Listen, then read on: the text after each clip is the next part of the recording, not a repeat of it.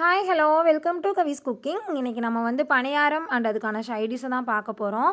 அதுக்கு முன்னாடி நம்ம சேனலை சப்ஸ்கிரைப் பண்ணிக்கோங்க, மறக்காமல் பெல் ஐக்கானையும் ப்ரெஸ் பண்ணிக்கோங்க. கேரட்டு, பீன்ஸு, பெரிய வெங்காயம் இதெல்லாம் போட்டு தான் இன்றைக்கி நம்ம பணியாரம் பண்ண போகிறோம். இதெல்லாத்தையும் எடுத்து வாஷ் பண்ணி வச்சுக்கோங்க. அப்புறம் கேரட்டை வந்து துருவிக்கிட்டேன் நான். பீன்ஸை குட்டி குட்டியாக கட் பண்ணிவிட்டு வெங்காயத்தையும் குட்டி குட்டியாக கட் பண்ணி வச்சுக்கோங்க. இப்போ ஒரு வடைச்சட்டியில் எண்ணெய் ஊற்றிக்கோங்க. எண்ணெய் காஞ்சதும் கடுகு போட்டுக்கோங்க. கடுகு நல்லா பொரியட்டும். கடுகு பொரிஞ்சதையும் கடலைப்பருப்பு, உளுத்தம்பருப்பு இதெல்லாம் போட்டு நல்லா பொரிய விடுங்க.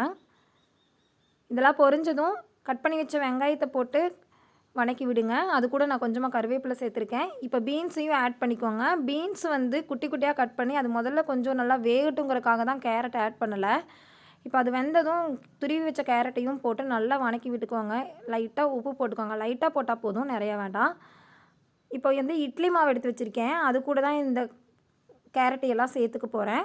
நல்லா சேர்த்து கலக்கி விட்டுட்டு ஒரு பணியாரக்கலை வச்சுக்கோங்க. பணியாரக்கலை வச்சு நல்லா சூடானதும் கொஞ்சமாக எண்ணெய் விட்டுட்டு கலக்கி வச்ச மாவை எடுத்து ஊற்றிக்கலாம்.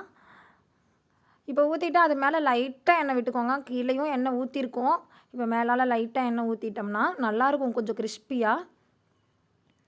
இப்போ ஒரு சைடு வெந்துருச்சு, இன்னொரு சைடு திருப்பி போட்டிருக்கோம். நல்லா வேகட்டும். இதில் வந்து நான் கலருக்காக எதுவுமே சேர்க்கலைங்க. மஞ்சத்தூள் கூட சேர்க்கல. கேரட்டோட கலர் தான் இந்த கலரில் இருக்குது.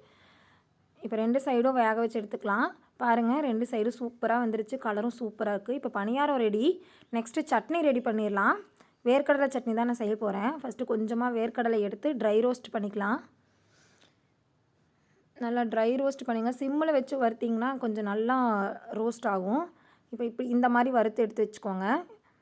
அது கூடவே கொஞ்சமாக 4 வரமிளகா, 3 பல் பூண்டு, கருவேப்பிலை இதெல்லாம் போட்டு வதக்கி கொஞ்சமாக தேங்காய் துருவல் சேர்த்து வதக்குங்க.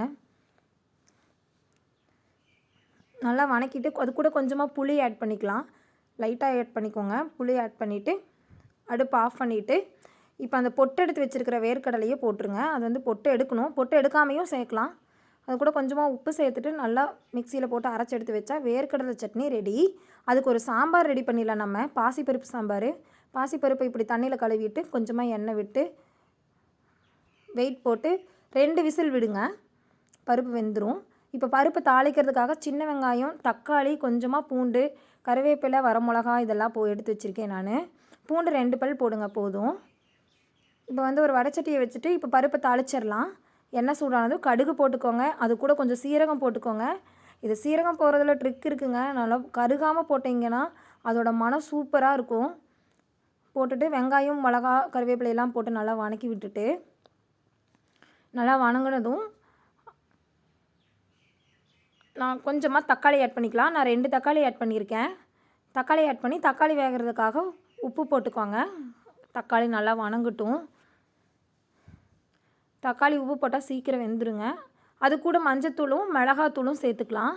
மிளகு பொடி, எங்கள் வீட்டில் அரைச்ச மிளகு பொடி போட்டிருக்கேன். அது போட்டு நல்லா வதக்கி விடுங்க. நல்லா மணம் வருது இப்போவே ஆக்சுவலாக.